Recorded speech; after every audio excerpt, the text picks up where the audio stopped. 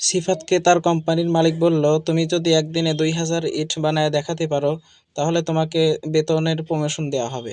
তখন সিফাত বলল, উস্তাদ আমি বেশি ইট বানাবো না, কিন্তু যেইগুলো বানাবো আস্তে ধীরে সুস্থে সুন্দর করে সেইগুলোর মানও অনেক বেশি হবে, অনেক ভালো হবে। আসলে দর্শকরা দেখে আমার প্রোডাক্টগুলোই নেবে। এই জন্য সিফাত আস্তে আস্তে সুন্দর করে ইটগুলো তৈরি করতেছে, সুন্দর করে মন মতো দেখে বাড়িয়ে বাড়িয়ে, যাতে ভিতরে কোনো জায়গায় ফলস না থাকে। এরপরে কাঠ দিয়ে সুন্দর করে সমান করে উঁচু করে বাড়ি দিয়ে এই ইটগুলো তৈরি করতেছে। ইটগুলো তৈরি করার পরে যখন আমি রাখবো, তখন ওস্তাদ আপনি নিজেই অবাক হয়ে যাবেন। কারণ সবাই যদি 1000 ইট বেচে, আমি বেচবো 2000, কারণ আমার ইটের মানগুলো অনেক বেশি ভালো।